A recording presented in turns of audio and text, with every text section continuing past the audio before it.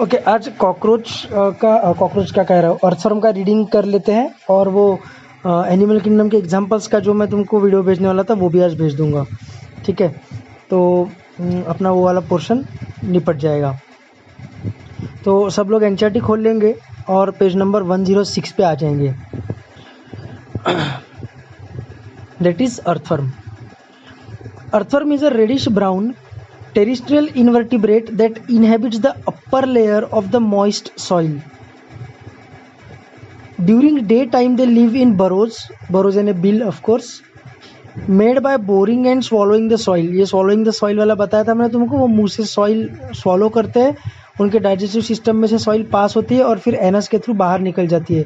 तो इस पूरे प्रोसेस में सॉइल ग्राइंड हो जाती है ना, मुशी हो जाती है, तो रूट्स को पेनिट्रेट करने में उस सॉइल में आसान होता है, इसलिए अर्थवर्म को फ्रेंड ऑफ फार्मर बोला जाता है। In the gardens they can be traced by their faecal deposits known as worm castings. ठीक है, ये कास्ट है ना, वो सांपों का वाला या कॉकरोच वाला जो कास्ट था, एक्डाइसिस वाला कास्टिंग, ये वो वाला कास्टिंग नहीं है। हाँ, ये अर्थवर्म के फिशेस को वर्म कास्टिंग बोलते हैं। The common Indian earthworms are pheretima and lumbricus. Pheretima posthuma, तो पोस्ट्यूमा याद रखने में बहुत इजी है क्योंकि अपन ने इकोलॉजी में ह्यूमिफिकेशन के बारे में पढ़ा है कि ह्यूमस फॉर्मेशन वगैरह होता है। तो ह्यूमस फॉर्मेशन में डायरेक्टली उसका रोल नहीं था, लेकिन उन प्रोसेसेस में अल्टीमेटली उसका रोल था, तो उससे अपन याद रख सकते हैं। ठीक है, ह्यूमस यानी डेथ भी होता है वैसे तो, पोस्ट्यूमा मरने के बाद जो पत्तियाँ है उनको उनका फ्रैगमेंटेशन करने में ही रोल प्ले करेगा, तो ऐसा अपन याद रख सकते हैं, फेरेटिमा पोस्ट्यूमा एंड लुम्ब्रिकस। इसके अलावा एक और है मेगास्कॉलेक्स, वो लार्जेस्ट अर्थवर्म है, उसको साउथ इंडियन अर्थवर्म भी बोला जाता है क्योंकि वो साउथ इंडिया में मिलता है, मेगास्कॉलेक्स। ठीक है, moving forward towards the morphology. Actually earthworm सबसे डिफिकल्ट चीज़ है तीनों में। फ्रॉग सबसे ईजी है क्योंकि फ्रॉग में तो पूरा अपन ने देखा था पूरा ह्यूमन बीइंग के समान ही था, बस 4-5 चीज़ें अलग थी। कॉकरोच में ह्यूमन बीइंग के समान कुछ भी नहीं था, पूरा ही अलग था, लेकिन एटलीस्ट उसमें सेगमेंट्स 10 ही थे, तो याद ज़्यादा नहीं रखना था। अर्थवर्म में 100 to 120 सेगमेंट्स रहते, इसलिए याद अपने को काफ़ी रखना पड़ेगा। ठीक है, तो टेबल इसका तुरंत बना लेना। Earthworms have long cylindrical body. The body is divided into more than 100 short segments which are similar. Which are called metameres, about 100 to 120 number. Of course metameric segmentation है तो metameres तो उसमें रहेंगी। The dorsal surface of the body is marked by a dark median यानी बीच में, mid dorsal line, उसके बीच में से ऐसे पूरी एक लाइन, जैसे स्टिचिंग करने के बाद अपनी वुंड को स्टिच करने के बाद कैसे अपने को एक क्लियर कट लाइन दिखती है, वैसे उसके बॉडी में डॉर्सल रीजन में अपने को एक क्लियर कट लाइन दिखेगी, which is actually the dorsal blood vessel along the longitudinal axis of the body. The ventral surface is distinguished by the presence of genital openings. Ventral surface पे genital openings रहेंगे। Anterior end consists, genital मतलब reproductive, anterior मतलब A for anterior, A for आगे। Anterior end consists of the mouth and the prostomium.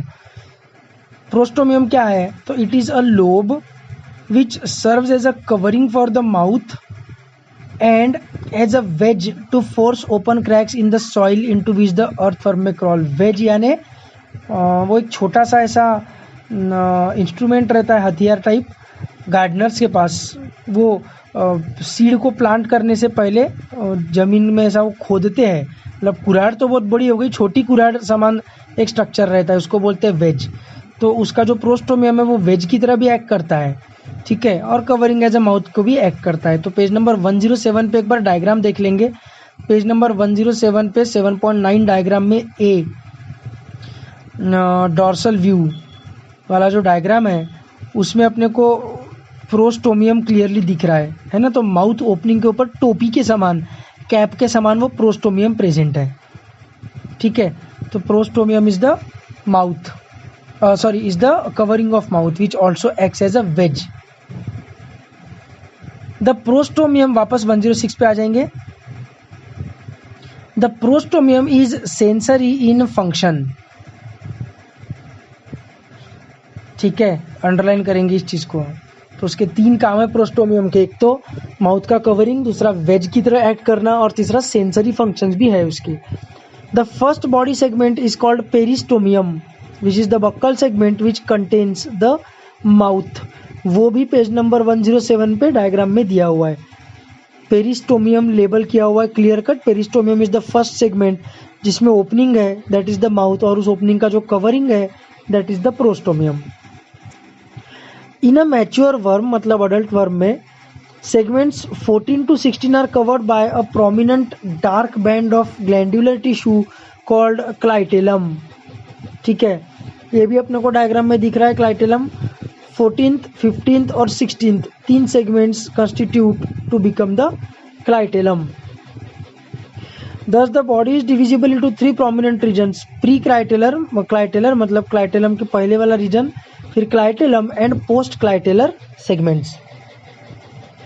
4 pairs of spermatical apertures are situated on the ventrolateral sides of the intersegmental grooves। नहीं है difficult, बिल्कुल नहीं है, एकदम simple है।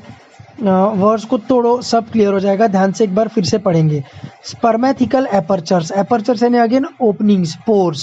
ठीक है, और स्पर्मेथिका क्या है ये मैंने तुमको कॉकरोच के वक्त ही बताया था। जो मेल से जो स्पर्म आता है उसको स्टोर करके रखने के लिए, वो टेम्पररी स्टोरेज के लिए वो ऑर्गन रहता है, उसको बोलते हैं स्पर्मेथिका, है ना। तो उसके फोर पेयर्स है। कहाँ पर प्रेजेंट है? वेंट्रोलैटरल। वेंट्रोलैटरल यानी देखो एक डॉर्सल रीजन है, एक वेंट्रल रीजन है, और साइड वाला जो है वो लैटरल रीजन है। तो वेंट्रोलैटरल यानी इमेजिन कर पा रहे होंगे अपन कहाँ पर, है ना। जैसे नॉर्थ साउथ ईस्ट वेस्ट रहता है, लेकिन एक नॉर्थ ईस्ट रहता है ना, एक साउथ ईस्ट रहता है, नॉर्थ वेस्ट रहता है, साउथ वेस्ट रहता है, कि दोनों के थोड़ा बीच का, वैसा वेंट्रोलैटरल। ठीक है, ventrolateral sides of intersegmental grooves. Intersegmental यानी दो सेगमेंट्स के बीच की जगह, ग्रूव यानी गड्ढा। दो सेगमेंट्स के जैसे 100 से 120 सेगमेंट्स है, तो उन सेगमेंट्स के बीच में गड्ढे भी तो है ना, ऐसे कंटिन्यूअस नहीं है ना वो सेगमेंट्स, उनके बीच बीच में, मतलब it is made up of many segments, तो दो सेगमेंट्स के बीच में गैप तो रहेगी, है ना। उस गैप को बोलेंगे ग्रूव। ग्रूव गैप है ना, ऐसा मत समझो कि पूरा उसमें एकदम आर पार ही है, लेकिन जैसा ट्रेन के दो डिब्बों के बीच में थोड़ी सी गैप रहती है। ठीक है, नहीं इसमें तुम गलत चीज इमेजिन कर सकते हो, ये एग्जांपल सही नहीं रहेगा ट्रेन के डिब्बे वाला। दो टाइल्स होती है ना, टाइल्स अपने घरों में, कोई भी बिल्डिंग में जमीन पे जो टाइल्स होती है, वो दो टाइल्स के बीच में धूल जमा हो जाती है, क्योंकि दो टाइल्स के बीच में थोड़ी सी गैप है ना। गैप है ना, ऐसा नहीं है कि वहां पर टाइल ही नहीं है, लेकिन अपने को समझता है कि यहाँ पर एक टाइल और दूसरा टाइल अटैच हो रहा है, उसके बीच में कई बार धूल जमा हो जाती है, उसको अच्छे से झाड़ना पड़ता है झाड़ू मारते वक्त।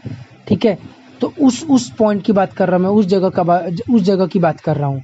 ठीक है, वैसा ग्रूव, तो ऐसा ग्रूव इनमें भी प्रेजेंट रहेगा दो सेगमेंट्स के बीच में।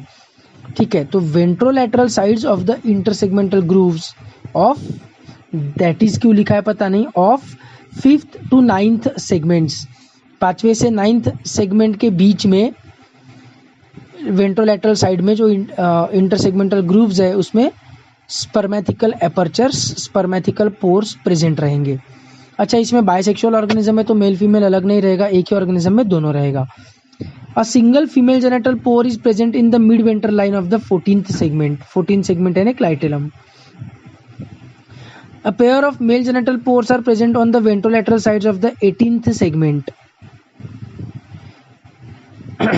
Numerous minute pores called nephridopores open on the surface of the body. In each body segment except the first, last and clitellum, there are two rows of S-shaped setae embedded in the epidermal pits. Pits यानी फिर से वही हो गया, cavities. In the middle of each segment, setae can be extended or retracted. Their principal role is in locomotion. तो ये paragraph इतना tension मत लो, जनरल वाला पैराग्राफ था, एनाटॉमी में सब कुछ कवर हो जाएगा ये अच्छे से। नेफ्रिडियोपोर्स वगैरह क्या है ये भी सब आगे एक्सक्रीशन वाले सिस्टम में, एक्सक्रीटरी सिस्टम में आएगा, so don't worry about that. Moving towards the anatomy, the body wall of the earthworm is covered externally bye thin non cellular cuticle. ठीक है, क्यूटिकल है लेकिन सेल से बना हुआ नहीं है। Below which is the epidermis. Epidermis के नीचे रहेंगे two muscle layers, that is circular and longitudinal, and an innermost coelomic epithelium, और उसके अंदर रहेगा सिलोम। ठीक है, वही हो गया एपिडर, एक्टोडर्म, मेसोडर्म और फिर coelom. The epidermis is made up of a single layer of columnar epithelial cells which contain secretory gland sales. Epithelium में कुछ सेल्स है जो सिक्रीशन करेंगे, तो इसलिए उसको सिक्रीटरी ग्लैंड सेल्स बोलेंगे। क्या सिक्रीट करेंगे? ऑफ कोर्स क्यूटिकल सिक्रीट करेंगे। अपन ने एनिमल किंगडम में देखा था कि उनके ऊपर मॉइस्ट क्यूटिकल रहता है जिसमें ऑक्सीजन डिसॉल्व हो जाता है और उसी से वो ब्रीदिंग करते हैं। याद नहीं आ रहा होगा तो नोट्स खोल के देख लो एनेलिडा के। अपन ने बोला था कि उनमें मॉइस्ट क्यूटिकल फिर एपिडर्मिस ऐसा रहता है करके। ठीक है, the alimentary canal is a straight tube and runs between first to last segment of the body. इसको अंडरलाइन करेंगे, 11th वाले लोग तो इस चीज को अपने कॉपी में लिख ही लेंगे। The alimentary canal is a straight tube and runs between first to last segment of the body. A terminal mouth opens into the buccal cavity in the first to third segments which leads into a muscular pharynx। ठीक है, terminal mouth, वो तो diagram देख के अपने को page number 107 का diagram देख के अपने को समझ में आ ही गया होगा कि माउथ उसका वेंट्रल नहीं है, टर्मिनल है। ऐसा ही एनिमल किंगडम में भी था ना, कॉन्ड्रिक थाइज में माउथ टर्मिनल वेंट्रल था और ऑस्टिक थाइज में माउथ टर्मिनल था। तो इसका भी माउथ कहाँ रहेगा? टर्मिनल रहेगा। ट्यूब लाइक बॉडी जो है उनकी, उस ट्यूब लाइक बॉडी के टिप पे रहेगा। तो वो terminal mouth opens into buccal cavity which is present in first to third segments which leads into muscular pharynx.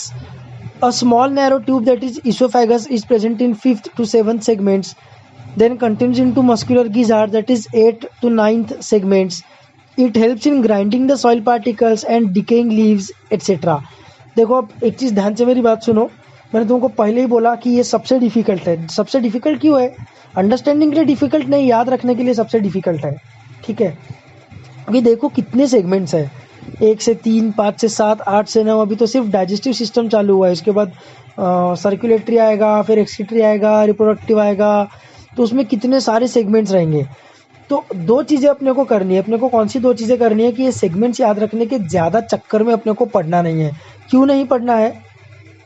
क्योंकि अर्थवर्म सिलेबस में है ही नहीं, है ना। एनटीए के अकॉर्डिंगली अर्थवर्म नीट के सिलेबस में है ही नहीं। तो नीट के सिलेबस में है ही नहीं तो अपन पढ़ क्यों रहे? क्योंकि अपने को सीबीएसई वालों पे, एनटीए वालों पे एक कौड़ी का भी भरोसा नहीं है। बोलते कुछ है, करते कुछ है ना। तो हो सकता है क्वेश्चन आ जाए, इसलिए अपन ने पढ़ के रखने का है उसको। लेकिन अपने को ना एक बैलेंस मेंटेन करने का है। ऐसा एकदम स्ट्रेस्ड आउट भी नहीं हो जाना कि अरे यार कितना डिफिकल्ट है, मेरे से हो ही नहीं रहा, मेरे को याद ही नहीं हो रहा है, पूरा डिमोटिवेट हो जाना। ऐसा भी नहीं करना है अपने को। और सिलेबस में है नहीं तो मैं पढ़ के क्या करूँ, ऐसा भी नहीं करना है। अपने को एक बराबर बैलेंस मेंटेन करना है। तो क्या करेंगे, मैं बार बार बता रहा हूँ, टेबल बना लेंगे। टेबल बना लेंगे तो चीज़ें तुम्हारे लिए आसान हो जाएगी।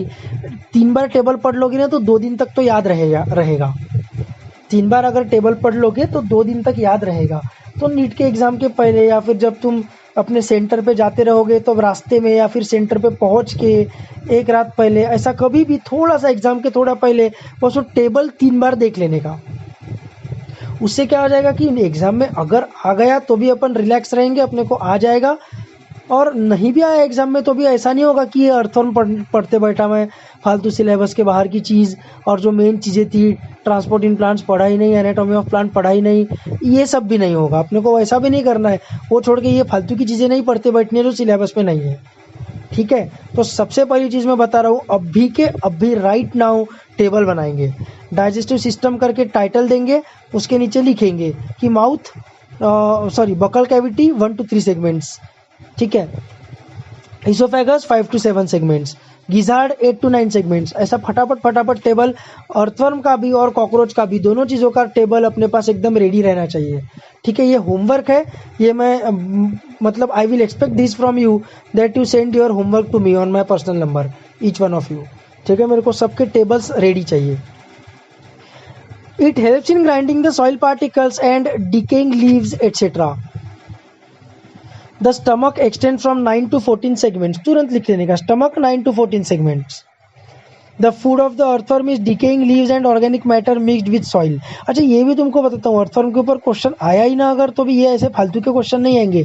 कि बकल कैविटी कौन से सेगमेंट में प्रेजेंट है बताओ, ऐसे वगैरह नहीं आएंगे। सेगमेंट्स आया अगर तो क्लाइटेलम के लिए आएगा, क्योंकि क्लाइटेलम बहुत इंपॉर्टेंट और एक्सक्लूसिव चीज़ है, वो सिर्फ अर्थवर्म में ही मिलती है, एनेलिडा में ही मिलती है, ठीक है, सब में नहीं मिलती, इसलिए क्लाइटेलम के ऊपर आ सकता है। और नहीं तो फिर कंसेप्ट बेस्ड चीज़ें आएगी कि 3 प्रकार के नेफ्रिडिया कौन से है उसमें, तो सेप्टल नेफ्रिडिया, इंटेग्यूमेंट्री नेफ्रिडिया, ठीक है, ऐसा। तो टिफ्लोसोल मतलब क्या है, ऐसा आएगा तो कंसेप्ट बेस्ड ही आएगा, सेगमेंट्स वाला नहीं आएगा, आया तो भी, ठीक है। लेकिन अपने को अपने तरफ से रेडी रहना है, इसलिए बस लिख के रख लेंगे, टेबल बना के रख देंगे। 5 मिनट लगते हैं टेबल बनाने को, और नीट के एग्जाम के एक दिन पहले पढ़ने को भी, उस टेबल को रिवाइज करने को भी 5 ही मिनट लगते हैं, तो उतना अपन टाइम निकाल सकते हैं कुछ भी करके, ठीक है।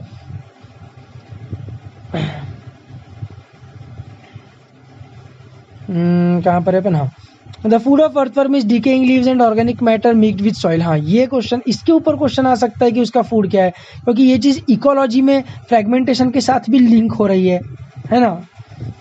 Calciferous glands present in the stomach neutralize the humic acid present in humus. Intestine starts from the 15th segment, ठीक है। कैल्सीफेरस ग्लैंड भी इंपॉर्टेंट चीज है, उसको भी लिख लेंगे। और intestine starts from the 15th segment, अपने टेबल में लिख लेंगे intestine 15th segment onwards and continuous till the last segment. 15 से लेकर पूरा आखिरी तक, 100 120 जितना भी है आखिरी वाला सेगमेंट, उसमें पूरे आखिरी तक इंटेस्टाइन प्रेजेंट रहेगा। A pair of short and conical intestinal caeca project from the intestine on the 26th segment, ठीक है। Intestinal caeca project from the intestine on the 26th segment, ये नहीं याद रखा तो भी चलेगा। इसके बाद वाली चीज बहुत इंपॉर्टेंट है, द कैरेक्टरिस्टिक फीचर। अच्छा, सीकम क्या है अपने को पता है ना, सीके, ठीक है। वो क्या कहेंगे उसको, जो अनकुक्ड फूड है उसको डाइजेस्ट करने के लिए वो स्ट्रक्चर प्रेजेंट रहता है एलिमेंट्री कैनाल में, सीके। उसमें भी था कॉकरोच में हिपैटिक सीके था, खैर उसका काम अलग था, वो लीवर की तरह एक्ट कर रहा था, लेकिन इसमें भी सीके प्रेजेंट रहेंगे 26th सेगमेंट में। The characteristic feature of the intestine between 26 to 35 segments is the presence of internal median fold और of dorsal wall called typhlosole. ये टिफ्लोसोल इंपॉर्टेंट है।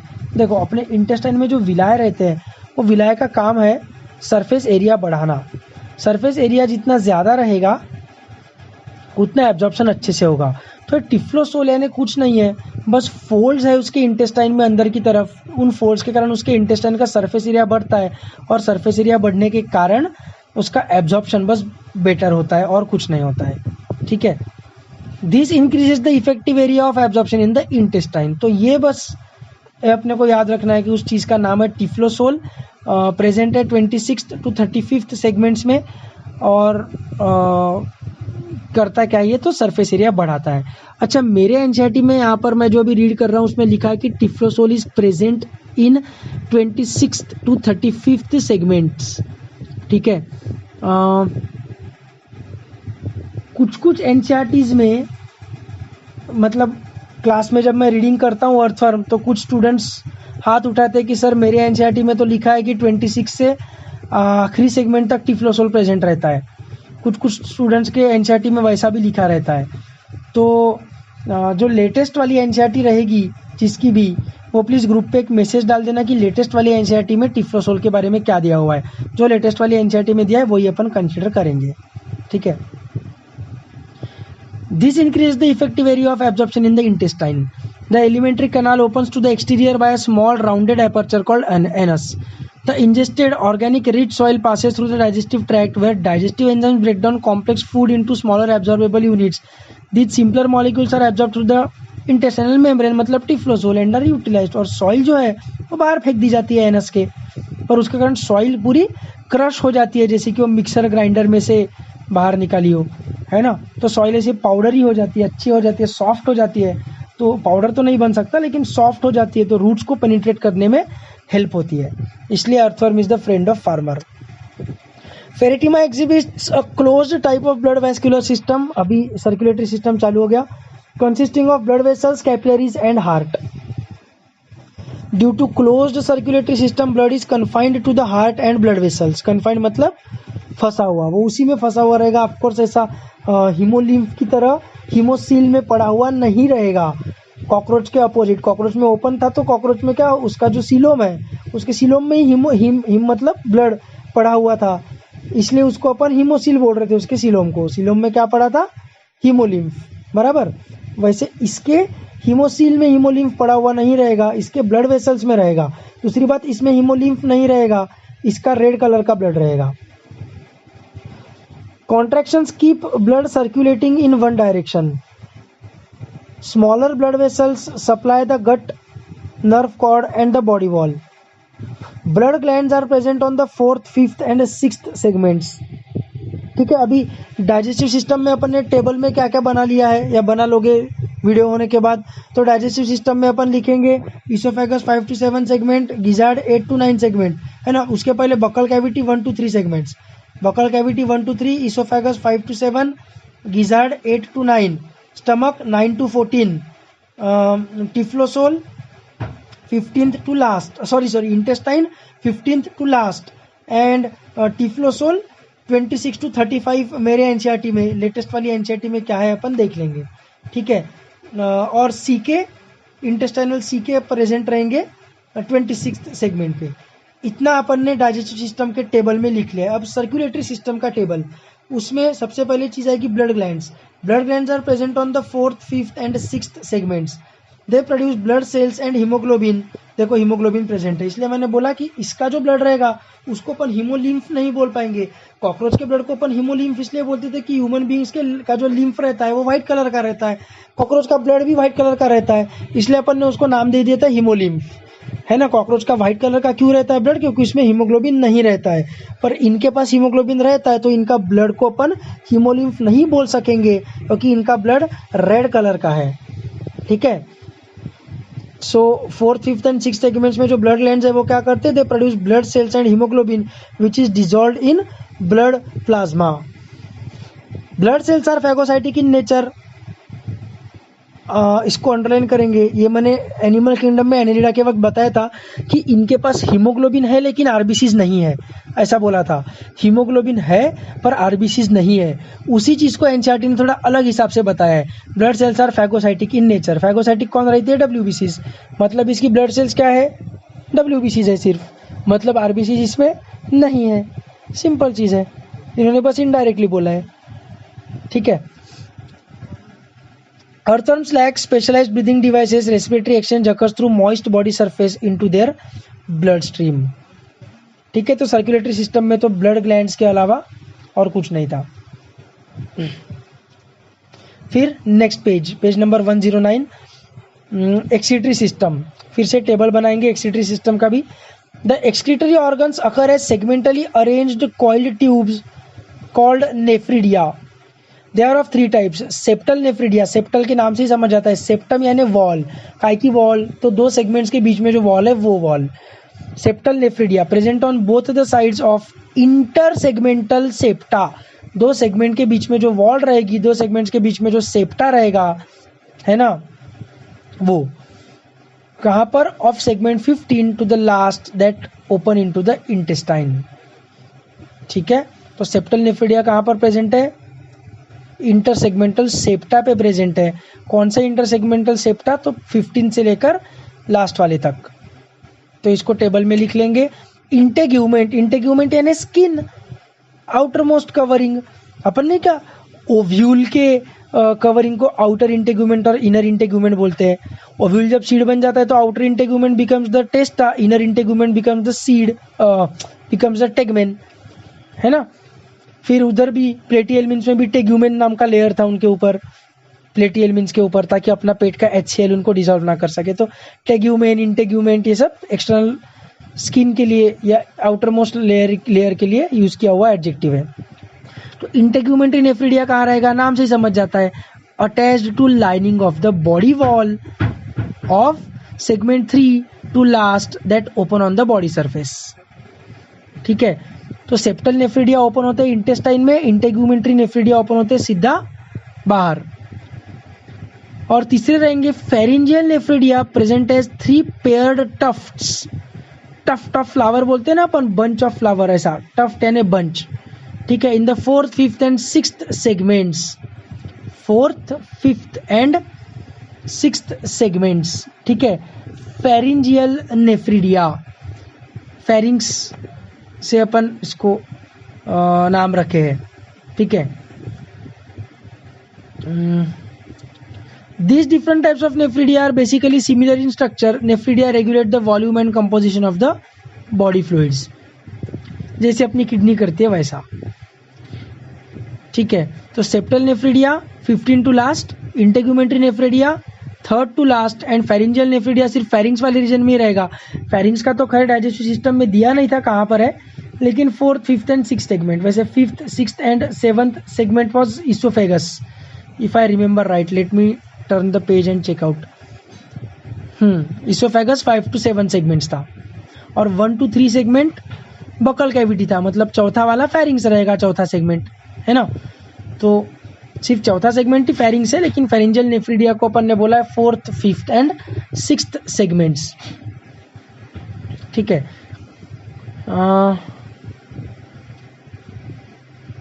A nephridium starts out as a funnel that collects excess fluid from coelomic chamber. excess fluid जो भी है coelom में present, उसको nephridia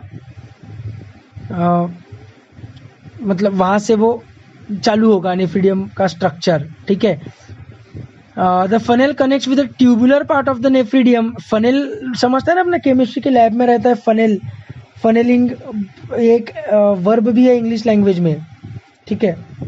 तो ऐसा फनेल लाइक स्ट्रक्चर रहेगा जिसमें से फ्लूइड घुसेगा and that fluid connects with the tubular part of the nephridium which delivers the wastes through a pore to the surface in the body wall into the digestive tube, ठीक है। ये हर एक नेफ्रिडियम का नहीं है ऐसा, ये इन्होंने सिर्फ सेप्टल वाले का बोल दिया और फेरिंजियल वाले का बोल दिया, लेकिन ये जो है इंटेग्यूमेंट्री नेफ्रिडिया, ये उस वेस्ट को डाइजेस्टिव ट्यूब में नहीं रिलीज करते, उसको सीधा बाहर ही रिलीज कर देते हैं, ठीक है।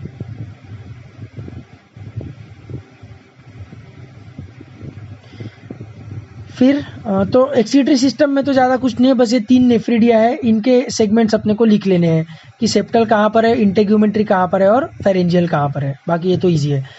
Nervous system is basically represented by ganglia, है ना। गैंग्लिया ने बहुत सारे एक्सॉन्स का क्लस्टर, उसको अपन बोलते हैं गैंग्लिया, गैंग्लियन। तो represented by ganglia arranged segment wise on the ventral paired nerve cord. Of course यार, देखो अपना डॉर्सल है नर्व कॉर्ड मतलब स्पाइनल कॉर्ड, तो उनका वेंट्रल रहेगा। अपना एक है तो उनके 2 रहेंगे, बोला है ना वहां पर 2 है करके, पेयर्ड, पेयर्ड है 2। अपना हॉलो है, उनका सॉलिड रहेगा। The nerve cord in the anterior region, A for anterior, A for आगे, मतलब माउथ के तरफ का रीजन, ब्रैकेट में लिखा भी है 3rd and 4th segment, बाइफरकेट्स, bifurcate यानी उसके 2 ब्रांचेस बनेंगे, laterally encircling the pharynx and joins the cerebral ganglia dorsally to form a nerve ring. To form a nerve ring. इस चीज का डायग्राम इन्होंने देना चाहिए था। डायग्राम इसका नहीं दिया है ना, इसका डायग्राम नहीं दिया है, मेन इसी का डायग्राम देना चाहिए था, बाकी चीज़ों का नहीं दिया होता तो भी चला रहता। इसमें भी नहीं है, सर्कुलेटरी सिस्टम वाले में भी नहीं है। देखो क्या बोल रहा है वो कि इसोफेगस के पहले का जो रीजन है उसमें, मतलब इसोफेगस के पहले ही वो बाइफरकेट हो जाता है नर्व कॉर्ड, और फिर फेरिंग्स को क्रॉस करके, ठीक है, फेरिंग्स को क्रॉस करके सेरिब्रल गैंग्लिया को डॉर्सली फ्यूज हो जाता है, ठीक है। डाइजेस्टिव सिस्टम के साइड से निकल के डाइजेस्टिव सिस्टम एंड होने के बाद डॉर्सली अटैच हो जाता है, ठीक है, ज्वाइन हो जाता है सेरिब्रल गैंग्लिया को। तो ऐसा ओवल स्ट्रक्चर तैयार हो जाएगा ना, ओवल स्ट्रक्चर, ओवल या सर्कुलर टाइप का स्ट्रक्चर, तो उसको अपन बोलेंगे nerve ring. The cerebral ganglia along with other nerves in the ring integrate sensory input as well as command muscular responses of the body. तो अच्छी बात है, नर्वस सिस्टम में ज़्यादा कुछ झंझट है नहीं याद रखने लायक। Sensory system does not have eyes but does possess light and touch sensitive organs, that is receptor cells to distinguish the light intensities and to feel the vibrations in the ground. इस चीज़ को underline करेंगे, अपने copy में लिख लेंगे। अपन earthworm को एकदम ही बेवकूफ़ समझते हैं, लेकिन ये चीज़ इसके पास आंखें भले ही नहीं है, लेकिन लाइट और टच को, वाइब्रेशंस को वो सेंस कर सकते हैं। Worms have specialized chemoreceptors which react to chemical stimuli, that is taste receptors. These sense organs are located on the anterior part of the worm. पर साइंटिस्ट लोगों ने ये कैसे डिस्कवर किया कि ये टेस्ट रिसेप्टर्स है, दैट आई डोंट नो। मतलब वो केमिकल्स को आइडेंटिफाई कर रहे हैं, उससे वो ठीक है, लेकिन वो उसको टेस्ट की तरह परसीव कर रहे हैं कि स्मेल की तरह परसीव कर रहे हैं, अपने को पता चल ही कैसे सकता है। तो that I do not know, बस कीमोरिसेप्टर से इतना इंपॉर्टेंट है। Earthworm is hermaphrodite, that is bisexual, that is testes and ovaries are present in the same individual. There are 2 pairs of testes present. Reproductive system इसका सबसे difficult है क्योंकि बहुत segment आ जाएगा, तो टेबल अच्छे से बनाओ रिप्रोडक्टिव सिस्टम का। टेस्टिस कहाँ प्रेजेंट है? In the 10th and 11th segments, ठीक है। फिर there vasa deferentia, vas deferens, ये तो तुमने मतलब रिप्रोडक्टिव सिस्टम नहीं भी पढ़ा है जिन्होंने, उनको भी वास डिफरेंस तो पता ही होगा, 10th में पढ़ा ही होगा। टेस्टिस में से वास डिफरेंस निकलता है और फिर जाके यूरेथ्रा को फ्यूज होता है, ठीक है। ट्यूबलाइक स्ट्रक्चर जो स्पर्म को टेस्टिस में से यूरेथ्रा में ले जाता है, उसको वास डिफरेंस बोलते हैं। The vas deferens runs up to the 18th segment, runs up to the 18th segment, मतलब 10th to 11th सेगमेंट में टेस्टिस है, टेस्टिस से निकलेगा वास डिफरेंस, मतलब 11th सेगमेंट से ही निकलेगा वास डिफरेंस, और वो जाएगा ऊपर 18th सेगमेंट तक, where they join the prostatic duct. ऐसा ह्यूमन बीइंग में भी होता है, मतलब सेगमेंट्स नहीं होते ह्यूमन बीइंग में, लेकिन वो प्रोस्टेटिक डक्ट को जाके फ्यूज होता है।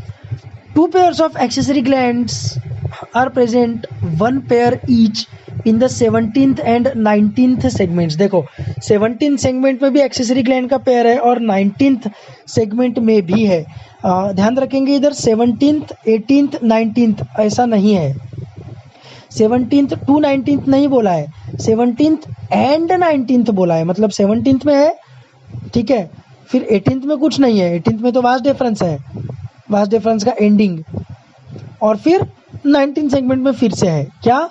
Accessory gland. एक्सेसरी मतलब हेल्प करने वाले ग्लैंड्स, सपोर्टिंग ग्लैंड्स, है ना। तो देखो 2 सेगमेंट्स में, 2 अलग अलग सेगमेंट्स में सेम ऑर्गन रिपीट हुआ है कि नहीं? 17th सेगमेंट में जो चीज़ है that is pair of accessory gland, वही चीज़ 19th सेगमेंट में भी है। इसको बोलते हैं रिपीटेशन ऑफ ऑर्गन्स, इसलिए ये मेटामेरिकली सेगमेंटेड है। Human beings are segmented but we are not metamerically segmented. Segmented तो अपन भी है, ठीक है, अपना जैसा एक्सटर्नल अपीयरेंस है वैसा ही अपना इंटरनल है। बॉडी को अगर फाड़ेंगे तो बॉडी को अपने जैसे बाहर से अपन हेड, नेक, थोरैक्स, एब्डोमेन ऐसा डिफरेंशिएट कर सकते हैं ह्यूमन बीइंग की बॉडी को।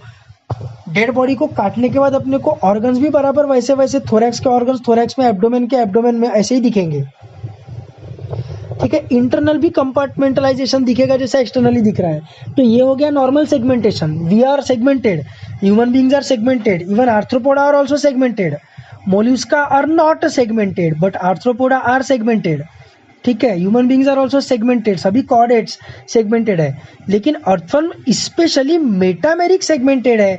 मेटामेरिकली सेगमेंटेड मतलब रिपीटेशन ऑफ ऑर्गन्स, और रिपीटेशन ऑफ ऑर्गन्स मतलब क्या? तो ये अभी अपने को समझ में आ ही रहा है, दिख ही रहा है। The common prostate and spermatic duct opens to the exterior by a pair of male genital pores on the ventrolateral side of the 18th segment। 18th segment पे ही वो पोर खुलता है बाहर, जिसके थ्रू स्पर्म को और स्पर्म के साथ जो भी एक्सेसरी एंजाइम्स एंड हार्मोन्स है उनको बाहर फेंक देगा। हार्मोन्स नहीं, मेनली एंजाइम्स या nutrients. 4 pairs of spermaticae are located in the 6th to 9th segments, ठीक है। 1 पेयर इन ईच सेगमेंट। देखो फिर से रिपीटेशन ऑफ ऑर्गन हुआ कि नहीं? They receive and store spermatozoa during copulation. ये मैंने कॉकरोच के वक्त ही बताया था कि स्पर्मेथिका मतलब क्या। तो स्पर्मेथिका मतलब वो ऑर्गन जिसमें दूसरे इंडिविजुअल ने जो भेजा हुआ स्पर्म है उसको टेम्पररीली स्टोर करके रखा जाता है, उस ऑर्गन को बोलते हैं स्पर्मेथिका। ठीक है। दूसरी बात, स्पर्मेटोफोर नाम का भी एक वर्ड आया था कॉकरोच में। तो स्पर्मेटोफोर मतलब बंडल्स ऑफ स्पर्म्स थे जिसको मेल कॉकरोच रिलीज कर रहा था। बंडल्स ऑफ स्पर्म्स को स्पर्मेटोफोर बोला था। और वो ऑर्गन जिसमें फीमेल कॉकरोच टेम्पररीली स्पर्म्स को स्टोर करके रखेगी उस ऑर्गन को स्पर्मेथिका बोला था। ठीक है। तो ये वही वाला स्पर्मेथिका है जिसमें टेम्पररीली स्पर्म को स्टोर किया जाएगा। 4 pairs of spermaticae are located in 6th to 9th segments. They receive and store spermatozoa during copulation. 1 pair of ovaries is attached at the intersegmental septum of the 12th and 13th segments. Ovarian funnels are present beneath the ovaries which continue into oviduct. Oviduct and a fallopian tube joined together and open on the ventral side as a single median female genital pore. अब इसको अपन vagina बोलते नहीं है, vaginal opening नहीं बोलते हैं, लेकिन वही बात हो गई। फीमेल जेनिटल पोर मतलब vaginal opening on the 14th segment. ठीक है। मेल पोर कहाँ ओपन हो रहा है? 18th सेगमेंट में। फीमेल जेनिटल पोर कहाँ ओपन हो रहा है? 14th सेगमेंट में। ठीक है। स्पर्मेथिका क्या है वो भी अपने को क्लियर है। टेम्परेरी स्टोरेज होगा स्पर्म का जो दूसरे ऑर्गेनिज्म से मिला है वो वाला स्पर्म, खुद का स्पर्म नहीं। ठीक है। और ओवरीज कहाँ पर प्रेजेंट है? Intersegmental septum of the 12th and 13th segments के। तो रिप्रोडक्शन में बहुत सारे सेगमेंट्स है, तो रिप्रोडक्शन का टेबल अच्छे से बनाएंगे। मेरे को नहीं लगता अपने को इतना सब याद रखने की जरूरत है। ऐसे सब क्वेश्चंस आएंगे नीट में, ऐसा मेरे को तो नहीं लगता है। बहुत ही रट्टा मारने वाली चीज़ है, ऊपर से सिलेबस में नहीं है, तो इसके ऊपर क्वेश्चंस नहीं आएंगे। लेकिन नीट के एग्जाम के 1-2 दिन पहले या 1 दिन पहले या सेंटर पे जाकर या रास्ते में प्लीज इसको रिवाइज कर लेंगे। भरोसा अपन नहीं कर सकते। ठीक है। अब म्यूचुअल एक्सचेंज मतलब ये सामने वाले को दे रहा है, सामने वाला इसको दे रहा है। ठीक है। Mutual exchange of sperm occurs between 2 worms during mating. क्योंकि बायसेक्सुअल है ना, दोनों मेल भी है दोनों फीमेल भी है, तो वो क्या करते हैं, दोनों एक दूसरे को अपना स्पर्म देते हैं। तो दोनों मेल की तरह भी एक्ट करते हैं और दोनों फीमेल की तरह एक्ट भी करते हैं, ऐसा है। One worm has to find another worm and they mate juxtaposing. Juxtaposing मतलब adjacent, side by side. Juxtaposing opposite gonadal openings. Opposite gonadal openings मतलब एक अर्थवर्म का मेल जेनेटल पोर दूसरे अर्थवर्म के फीमेल जेनेटल पोर के कांटेक्ट में रहेगा, और दूसरे अर्थवर्म का मेल जेनेटल पोर पहले अर्थवर्म के फीमेल जेनेटल पोर के कांटेक्ट में रहेगा। तो दोनों एक दूसरे को स्पर्म देंगे। ठीक है। तो उसको बोलेंगे juxtaposing opposite gonadal openings exchanging packets of sperms called spermatophores. लो आ गया इधर भी स्पर्मेटोफोर्स। कॉकरोच में भी था ना स्पर्मेटोफोर्स। बंडल्स या पैकेट्स ऑफ स्पर्म मतलब स्पर्मेटोफोर्स। फोरा मतलब to bear, to possess. Mature sperm and egg cells and nutritive fluid are deposited in cocoons produced by the gland cells of clitellum. इस चीज को तुरंत अंडरलाइन करेंगे और nucleus वाले तो लिख लेंगे इस चीज को अपने कॉपी में कि mature sperm and egg cells as well as nutritive fluid are deposited in cocoons produced by the gland cells of clitellum. Cocoon में उसको स्टोर करके रख दिया जाता है। Fertilisation and development occur within the cocoons which are deposited in soil. ठीक है। तो एनिमल किंगडम में जब भी मैं एनेलिडा पढ़ाता हूँ तो एनेलिडा में फर्टिलाइजेशन एक्सटर्नल ऐसे बताता हूँ और जक्स्टापोजिशन भी बताता हूँ कि एक अर्थवर्म दूसरे अर्थवर्म को स्पर्म देता है, दूसरा अर्थवर्म पहले अर्थवर्म को स्पर्म देता है। ठीक है। अपोजिट डीएनए समान एंटी पैरेलल डीएनए के समान एंटी पैरेलल अरेंजमेंट में वो रिप्रोडक्शन करते हैं, ऐसा बताता हूँ। और फिर फर्टिलाइजेशन में एनसीईआरटी तो भाग गई है, एनसीईआरटी तो अपनी रिस्पॉन्सिबिलिटी छोड़ दी है। एनसीईआरटी ने तो मेंशन ही नहीं किया फाइलम एनेलिडा में फर्टिलाइजेशन कैसा है, लेकिन मेरे को तो बताना पड़ता है, तो मैं बताता हूँ। Fertilisation external. Now students get confuse कि एक्सटर्नल फर्टिलाइजेशन कैसे हुआ। ये तो जक्स्टापोजिशन करके स्पर्म सामने वाले अर्थवर्म के बॉडी में रिलीज कर रहे हैं, है ना। तुम लोगों को भी फाइलम एनेलिडा पढ़ाते वक्त मैंने बोला था कि इवन दो वो बॉडी में रिलीज कर रहे हैं स्पर्म्स, लेकिन फर्टिलाइजेशन फीमेल जेनिटल ट्रैक्ट में नहीं होता है, ऐसा मैंने बताया था, इफ यू रिमेंबर। ठीक है। So this is the reason even though sperms are being released in the body of the earthworm, fertilisation उसके फीमेल जेनिटल ट्रैक्ट में नहीं हो रहा है। ठीक है। इसलिए फर्टिलाइजेशन को अपन एक्सटर्नल ही कंसीडर करेंगे। ठीक है, ध्यान से एक बार फिर से वही लाइन पढ़ रहा हूँ। Mature sperm and egg cells, nutritive fluid को छोड़ो, mature sperm and egg cells are deposited in cocoons, और एक ककून को किसने बनाया? By the gland cells of clitellum. Now fertilisation and development occur within the cocoons. ठीक है, तो फीमेल जेनिटल ट्रैक्ट में उसका फर्टिलाइजेशन नहीं हुआ है, ककून में हुआ है। And this cocoons are deposited in soil. The ova or eggs are fertilised by the sperm cells within the cocoon which then slips off the worm and is deposited in or on the soil. है ना, cocoon में fertilisation हुआ, और वो cocoon कहाँ पर था? Clitellum में था। ये चीज़ मैंने बताई थी, मेरे को अच्छे से याद है कि मैंने फाइलम एनिलिडा पढ़ाते वक्त ये चीज़ बताया था कि भले ही उनमें स्पर्म बॉडी में रिलीज हो रहा है, लेकिन फर्टिलाइजेशन क्लाइटेलम में होता है। ठीक है, तो मतलब बेसिकली फीमेल जेनिटल ट्रैक्ट के बाहर होता है, फीमेल जेनिटल ट्रैक्ट में फर्टिलाइजेशन नहीं हो रहा है, इसलिए even though sperms are being released inside the body, the fertilisation is considered external. ठीक है, फिर ककून में फर्टिलाइजेशन होगा और फिर ककून उस अर्थवर्म की बॉडी से बाहर निकल जाएगा और सॉइल में चले जाएगा। The cocoon holds the worm embryos after about 3 weeks. Each cocoon produces 2 to 20 baby worms with an average of 4. Earthworm development is direct, that is there is no larva formed. ठीक है,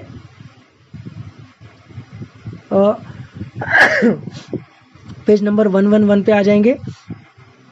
Earthworms are known as friends of farmers because they make burrows in the soil and make it porous, which helps in respiration and penetration of the developing plant roots.